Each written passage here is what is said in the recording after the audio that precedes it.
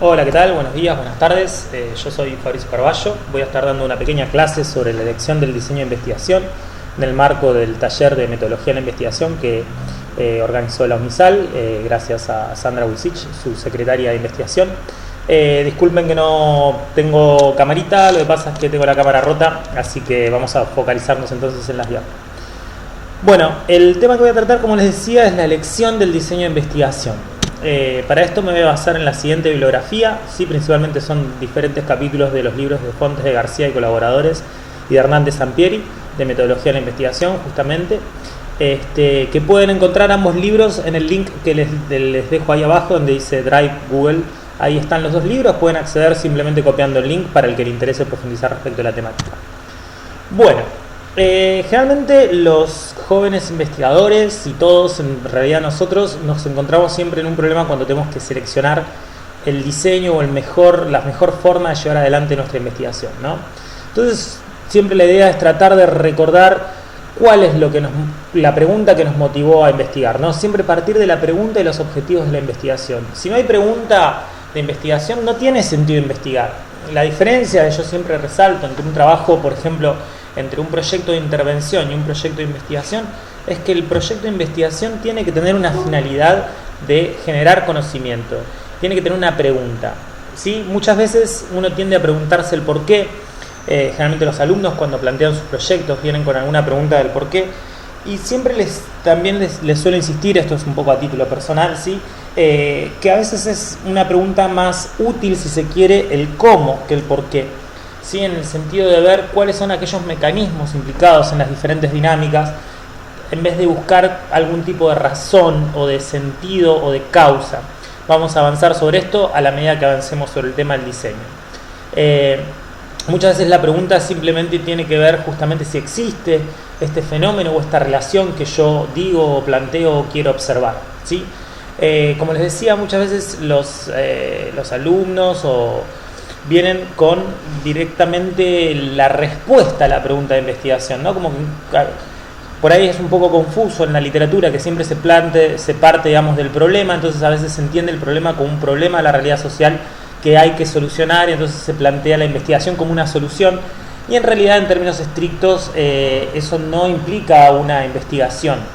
Puede ser, digamos, sí, algún tipo de investigación-acción en donde uno tenga el objetivo de lograr el cambio social, pero el objetivo tiene que ser de alguna manera medido y de alguna manera tiene que ser transformado justamente en algo de conocimiento específico. Entonces, el tema de la pregunta de investigación y los objetivos específicos de la investigación tienen que ser nuestro norte. Y esto nos va a permitir ordenar no solamente la revisión de la literatura, también las poblaciones, digamos, objetivo, sino que también nos va a permitir ordenar y elegir el diseño de investigación. Obviamente, por eso, como les decía, las etapas de la investigación comienzan por la formulación del problema, la descripción o el descubrimiento o el develamiento de las variables de estudio, el planteamiento de hipótesis en el caso de que fuera necesario, y el diseño y la elección, ¿no?, del diseño de investigación y la estrategia de recolección de datos, que es en lo que nos vamos a focalizar hoy. Después, bueno, el análisis de datos y la interpretación, las conclusiones, obviamente, y la presentación del informe. Y estas etapas, digamos, son recursivas y se vuelve a iniciar una buena investigación lleva a una buena nueva pregunta en general. Para aclarar algunos conceptos básicos, siempre que hablamos de métodos, hablamos de las expresiones concretas del procedimiento general que constituye el método científico, por eso hablamos de métodos en plural, no de un solo método, y hace justamente referencia a todo el proceso de investigación, a la adopción de justamente una estrategia determinada, pensando justamente la estrategia como el conjunto de decisiones que me van a llevar justamente a mi objetivo. Y el objetivo es contestar la pregunta de investigación. Entonces, justamente podemos pensar el diseño de investigación como un plan estructurado de acción en función de los objetivos, ¿no?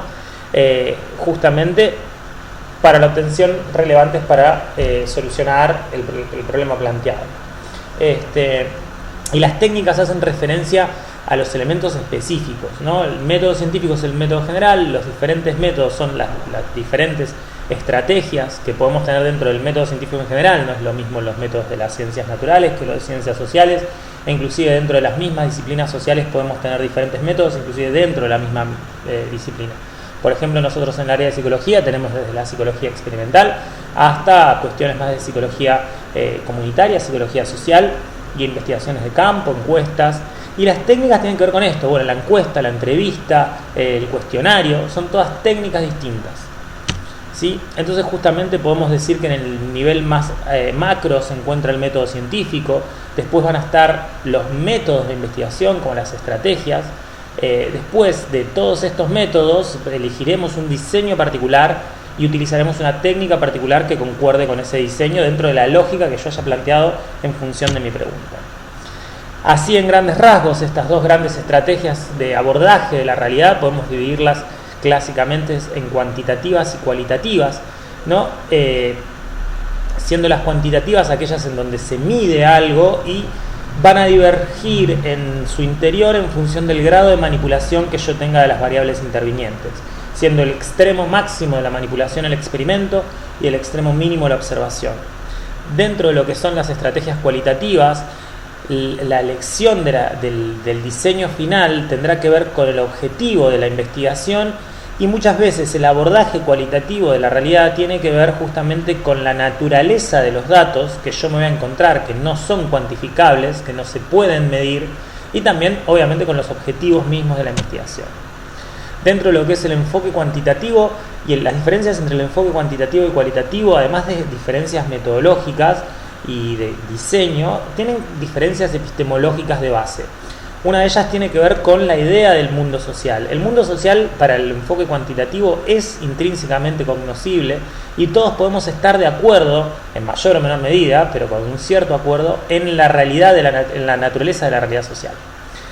Sus características principales justamente tienen que ver con la medición de los fenómenos, la utilización de la estadística y la prueba de hipótesis y teorías. ¿Sí? En el método cuantitativo se parte de una teoría y en función de esta teoría se hace una predicción, ¿sí? Se deduce una predicción, que esta va a ser la hipótesis que será justamente puesta a prueba. Entonces, parte de la revisión de la literatura, yo suelo decir, es pararse en los hombros de gigantes, digamos.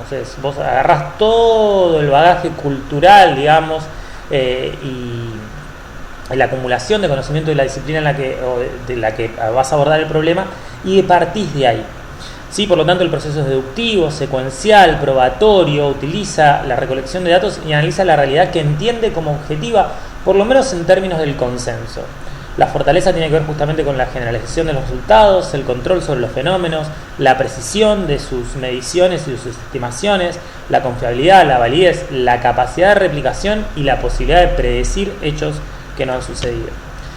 En cambio, el enfoque cualitativo parte por primero y principal de un enfoque epistémico distinto, ¿no? Va a plantear que justamente hay ciertas cuestiones que no son unívocas y no hay un único significado de la realidad social, y que esta realidad social no es objetiva ni objetivable. Entonces la investigación va a ser naturalista, fenoménica, interpretativa, ¿sí?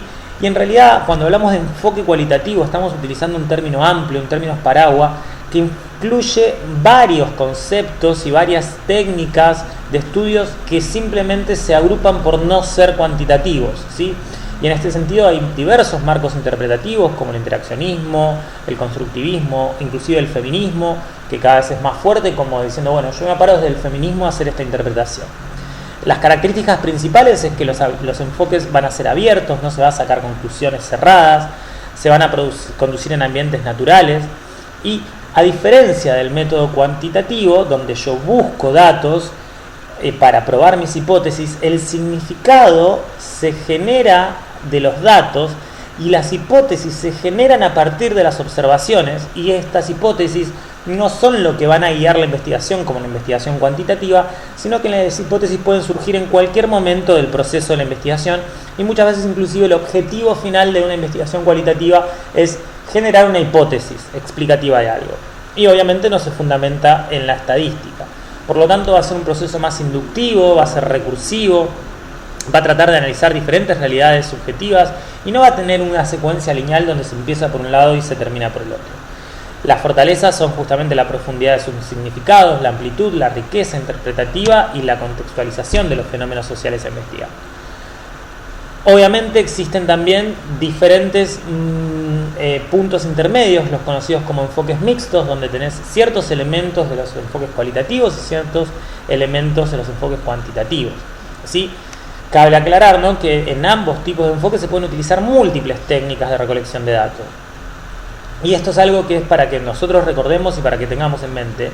No hay un enfoque mejor que el otro. El mejor enfoque es el mejor que se adapte al objetivo de investigación, ¿sí? Si yo quiero estudiar una comunidad desconocida que vive en algún lugar y cómo interacciona con la sociedad occidental, digamos, quizás un enfoque cualitativo sea lo mejor, porque justamente no es algo que vaya a ser replicable, porque es una comunidad única que interacciona con el resto de la sociedad de una manera muy particular, en un ecosistema específico, dentro de un sistema de producción particular. Entonces, un enfoque, o sea, pensar en la posibilidad de analizar resultados de eso no tendría mucho sentido. En cambio, si yo quiero estudiar la adquisición de determinada función mental o del lenguaje o determinada cuestión dentro de la sociedad occidental, nuevamente, puedo decir que ciertas cuestiones son generalizables.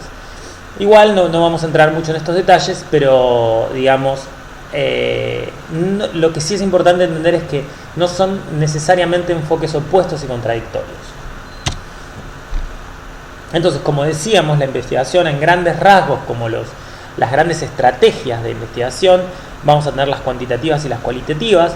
Las cuantitativas ligadas a esta idea de la prueba de hipótesis, del positivismo con esta idea de objetividad, al método hipotético deductivo y con el experimento como modelo de máximo control y máxima seguridad respecto del control de las variables y la observación y las hipótesis y los datos que yo tengo.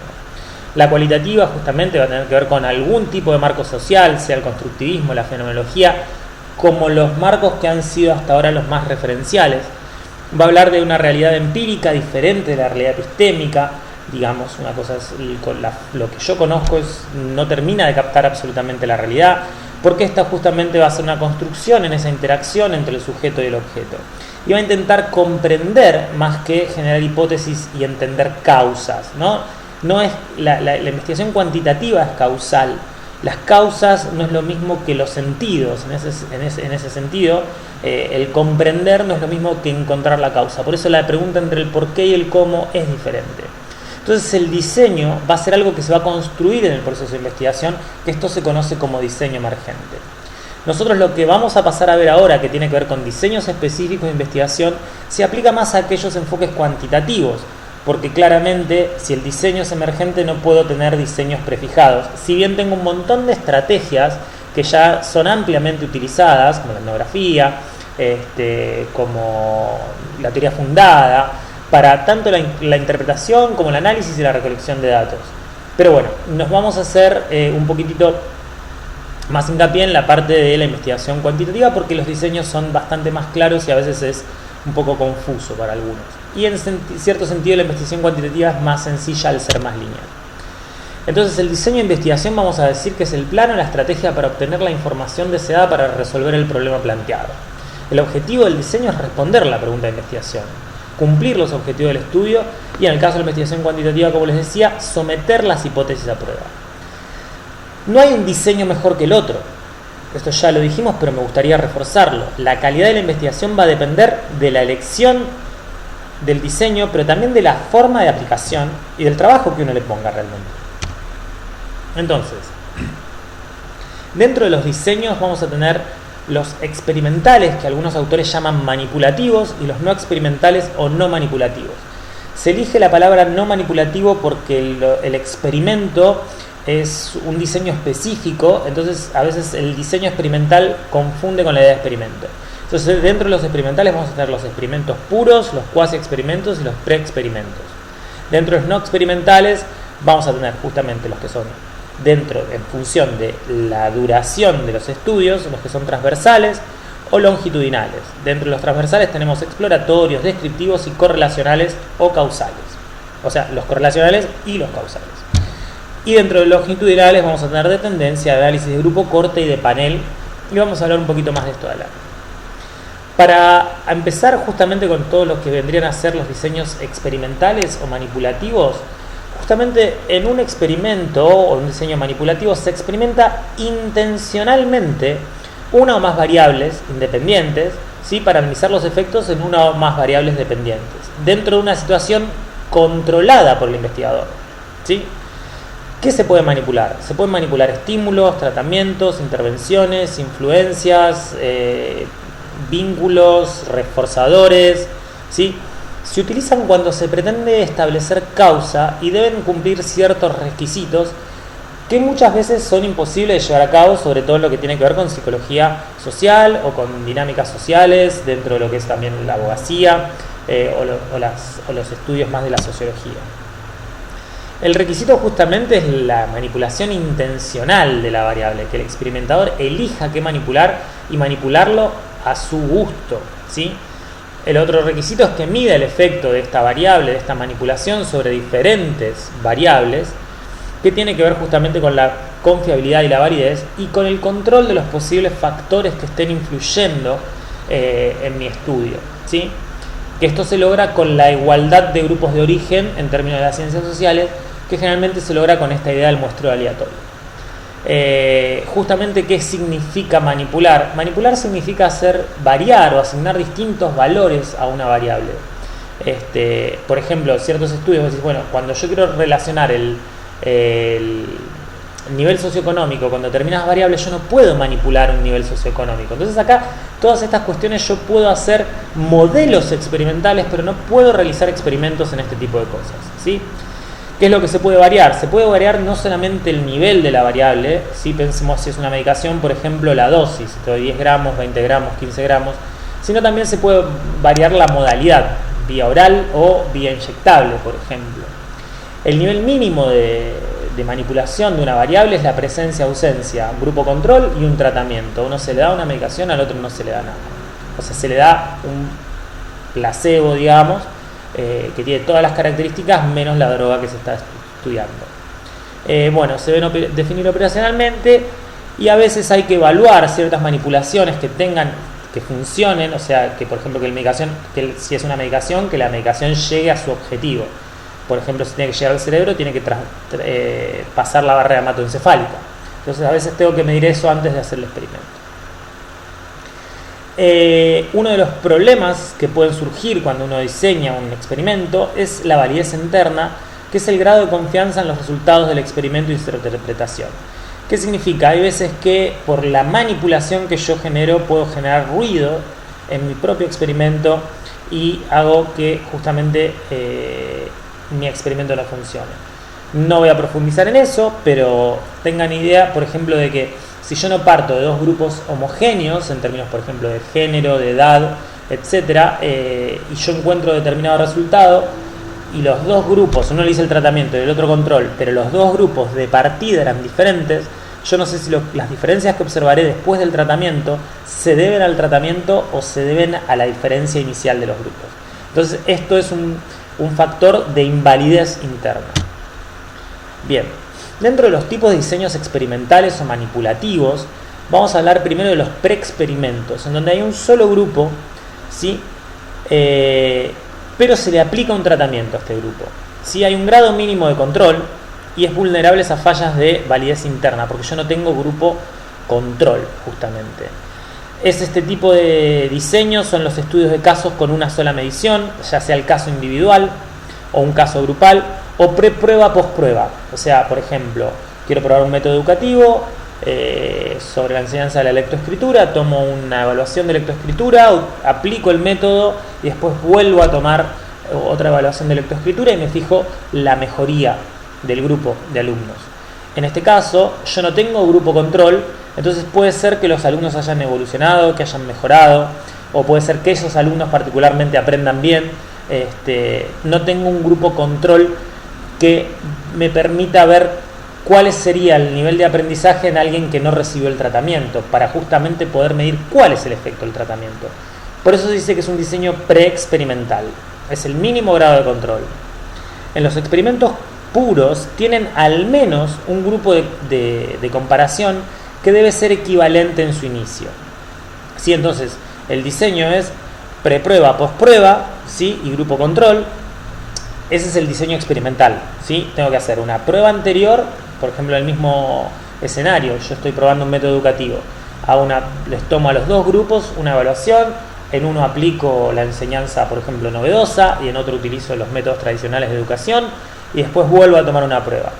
¿Sí? Ese sería preprueba, posprueba y grupo control, el segundo que está acá. Este sería el experimento propiamente dicho.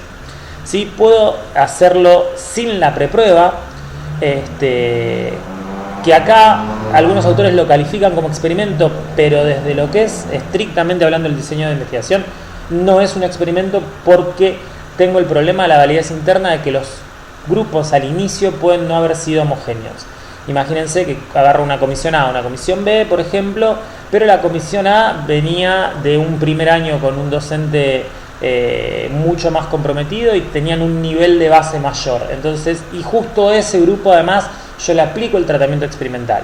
Entonces, si yo no mido el nivel de base, como estaban en la lectoescritura al principio del experimento, yo no sé si mejoraron por el tratamiento o ya venían bien de antes. Ese es un problema de invalidez interna, que se soluciona agregando una preprueba, que es lo que es un experimento propiamente dicho. Existen diferentes diseños, como los 4 grupos de Solomon, las series cronológicas múltiples, etc. Y los diseños factoriales, en donde en realidad yo tengo más que un factor que estoy considerando. Cada factor que yo sume a mi diseño experimental implica sumar un grupo experimental. Entonces esto sube mucho los costos. Entonces el tema del costo y el beneficio del trabajo que me va a llevar es muy importante considerar al momento de elección del diseño de investigación. Por eso justamente es que decimos que hay que tomarse el tiempo de ver cuál es la mejor forma de responder la pregunta para elegir el diseño, porque si no se va a perder no solo tiempo sino dinero. Los diseños cuasi experimentales, similares a los diseños experimentales, pero se parte de grupos intactos. O sea, yo tomo grupos que ya están conformados antes de los experimentos, ¿sí? Entonces, por ejemplo, yo quiero medir nivel socioeconómico, puedo medir nivel socioeconómico de alguna manera, separar a mi población en dos grupos y voy a tener uno de grupo de nivel socioeconómico alto y el otro nivel socioeconómico bajo. Sin embargo, yo no tengo un control absoluto de qué es cada cosa. O, por ejemplo, en una escuela se cae una mampostería de un techo, por ejemplo, y en un curso hay un accidente, en el otro no. El que no hubo un accidente me sirve como control del que hubo el accidente, pero la composición de esos grupos era natural. Y a veces el tratamiento inclusive es un tratamiento que sucede de manera natural. El diseño cuasi experimental que nos vino al pelo es el tema de la pandemia, digamos. De repente tenemos un gran experimento, pero el nivel de manipulación que nosotros tenemos sobre el tratamiento es nulo y además el grupo ya estaba armado previamente.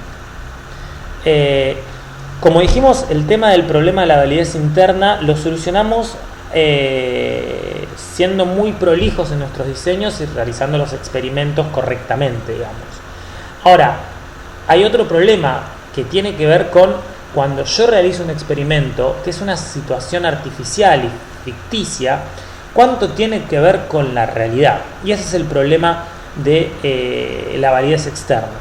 Y la manera de solucionar el problema de la validez externa es realizando estudios de campo, saliendo al terreno, al territorio y realizando evaluaciones. Ahí voy a perder control, pero voy a ganar en validez externa, ¿sí? Voy a ganar en naturalidad de los datos, ¿sí? Muchas veces lo que se hace es se genera un resultado experimental en una situación controlada y después se va a observar si ese resultado experimental se replica en la realidad. Bueno, acá hay diferentes fuentes de validez externa, les dejo para que lo lean en su casa, ponen pausa y lo leen si tienen interés. Dentro de los que son los diseños no experimentales, ¿sí? Como les decía antes, ¿no? En un experimento se construye una realidad que es ficticia. En cambio, en un estudio no experimental no se genera ninguna situación, sino que se observan situaciones ya existentes, no provocadas intencionalmente en la investigación por quien la realiza, ¿sí? las variables independientes ocurren y no es posible manipularlas, no se tiene un control directo sobre dichas variables ni se puede influir sobre ellas porque ya sucedieron al igual que sus efectos. Nuevamente el ejemplo de la pandemia es el ejemplo que nos viene al pelo, ¿sí? Los individuos ya pertenecían a un grupo o nivel determinado de la variable independiente por autoselección, como por ejemplo cuando decimos vamos a seleccionar diferentes niveles socioeconómicos, es una variable de autoselección. Y es una estrategia justamente apropiada para variables que no se pueden manipular. En función de la dimensión temporal es común separar los estudios en longitudinales y transversales. ¿Sí? Los longitudinales son aquellos que hacen un seguimiento a lo largo del tiempo y los transversales son, como siempre se dice, una foto de un momento, de una situación. Dentro de los que son los transversales son investigaciones que recopilan datos en un momento único y pretende describir variables y analizar su incidencia e interrelación en un momento dado. Vamos a tener de diferentes tipos, los principales son los exploratorios, descriptivos y correlacionales. ¿Sí? Los exploratorios es cuando yo quiero conocer, explorar, digamos, una realidad que hasta ese momento es desconocida. Los descriptivos me sirven para generar ya, cuando ya tengo algunas variables que me pueden llegar a ser, que en el futuro serán explicativas, yo puedo empezar a ver cómo medir estas variables o inclusive a redefinir ciertas variables o ver los diferentes niveles de las variables y ahí me conviene hacer un estudio descriptivo. Tengo un cierto conocimiento que obtuve de algún estudio exploratorio, pero tengo que describirlo en términos de variables que luego me puedan ser útiles para manipular. Entonces ahí yo ya paso a los estudios que son correlacionales. Los estudios correlacionales yo establezco relaciones entre dos o más variables o categorías dentro de la variable. Y justo se limitan a establecer relaciones entre las variables dependientes e independientes sin pretender tener un sentido causal. Estos son los correlacionales. Cuando yo hablo de una relación causal, es muy difícil de que eso se dé en las ciencias sociales y sobre todo en la naturaleza, digamos en la naturaleza en el sentido de en la sociedad natural. Entonces, para hablar de causalidad, yo tengo que descartar todas las otras posibles explicaciones o hipótesis alternativas, y esto realmente se puede hacer solo en el contexto de un experimento. Entonces, en un punto los estudios correlacionales es donde se establece una relación entre las variables, tipo cuando una aumenta la otra aumenta, pero no se dice que una sea la causa de la otra. El ejemplo típico de la correlación es el peso y la estatura. A medida que aumenta el peso en el niño, aumenta la estatura. Lo que no significa que el peso aumente por la estatura ni que la estatura aumente por el peso. Es el crecimiento como un constructo teórico subyacente el que explicaría las dos cosas, que sin embargo nosotros observamos esa correlación. Muchas veces tomamos determinadas correlaciones como causas y esto nos lleva a cometer errores epistémicos. Y bueno, después tenemos otros diseños como por ejemplo las encuestas de opinión, etc. Bueno, dentro de lo que son los estudios tanto correlacionales como causales, yo insisto desde mi punto y con lo que considero con algunos otros también metodólogos, yo dejaría lo causal para los diseños experimentales, pero por eso me voy a limitar a decirte los correlacionales. Dentro de los correlacionales podemos tener retrospectivos y prospectivos principalmente. Los retrospectivos se utilizan para reconstruir relaciones causales a partir de las dependientes, ¿sí? O sea, yo tengo por ejemplo, yo te observo determinado fenómeno emergente y busco en archivo cuáles pueden ser las posibles causas de ese fenómeno emergente, ¿sí? Los prospectivos tratan de reconstruir las relaciones causales, pero a partir de las independientes, ¿sí? Por ejemplo, sucede algún hecho y yo empiezo a observar a partir de ese hecho qué es lo que está sucediendo, o implemento algún tipo de política y empiezo a medir las consecuencias de esa política, o implemento una política y al mes mido las consecuencias de la política. Sí, sería en el ejemplo que yo decía de diferentes métodos educativos, una cosa es agarrar y decir, bueno, evalúo diferentes grupos, veo aquellos estudiantes aquellos grupos de estudiantes que les va muy bien y analizo cuáles pueden haber sido los factores que hayan sido los causales de su desempeño. Otra manera es yo mido a los alumnos, empiezo con una nueva metodología de aprendizaje y me fijo justamente cómo se desarrolla el aprendizaje en ellos. Retrospectivo, prospectivo. Y los de causalidad múltiple tienen que ver con la reconstrucción de las interacciones, digamos, y las relaciones de diferentes, o sea, se considera que tanto las variables dependientes como independientes están correlacionadas entre sí y que justamente yo tengo que medir ambas al mismo tiempo. Dentro de lo que son los estudios longitudinales, dijimos que son aquellos que recaban datos en diferentes puntos del tiempo para realizar justamente inferencias respecto de la evolución de un problema, ¿sí? Tanto como sus causas y sus efectos. Los principales y más sencillos son los de tendencia, que analizan los cambios a lo largo del tiempo y se centran en la población, ¿sí? Los individuos que yo mido son diferentes, pero la población objetivo es la misma. Por ejemplo, el estudio que nosotros estamos realizando de Novisal respecto del consumo de sustancias en adolescentes es de tendencia, porque en realidad nosotros medimos las escuelas en el mismo momento del año, pero los alumnos van pasando y nuestra población objetivo, que es el alumnado de las escuelas secundarias, no es el mismo el que medimos en el año 2000, que en el 2001, que en el 2002. Fueron todos alumnos diferentes, pero la población objetivo sigue siendo la misma. Los de evolución de grupos o de corte se evalúa el cambio del tiempo en poblaciones o grupos específicos y se toma como universo a los sobrevivientes de la población, ¿sí? Y se pueden obtener muestras de la corte. Sería como si a los egresados del año 2000, yo en el año 2001 los vuelvo a contactar, selecciono un grupo, los vuelvo a evaluar en el 2002, son siempre los mismos individuos, ¿sí? Y los de panel toma justamente a toda una población que es seguida a través del tiempo.